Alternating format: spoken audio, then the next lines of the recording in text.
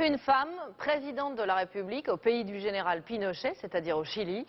Cette idée aurait paru complètement irréaliste il y a quelques années seulement. Et pourtant, Michelle Bachelet est arrivée en tête du premier tour de la présidentielle hier soir.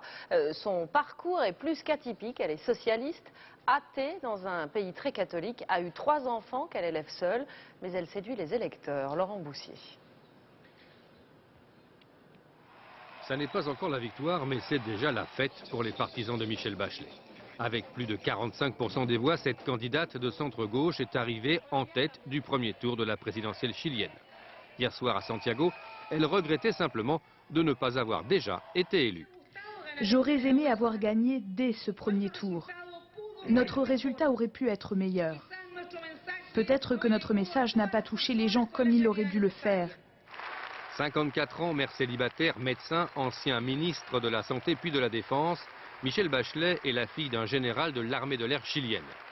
Son père, militant socialiste, proche de Salvador Allende, a péri sous les tortures de la junte militaire en 1973.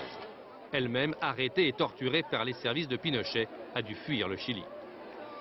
De retour en 1979, Michelle Bachelet milite au Parti socialiste tout en poursuivant une carrière de médecin.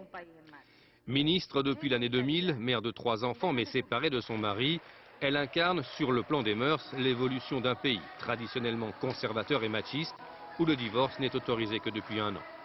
Sur le plan économique, comme tous les gouvernements de centre-gauche qui se succèdent depuis 1990, Michelle Bachelet est favorable au libéralisme économique. Le 15 janvier prochain, elle affrontera au second tour de la présidentielle le candidat de la droite modérée, Sébastien Pinera.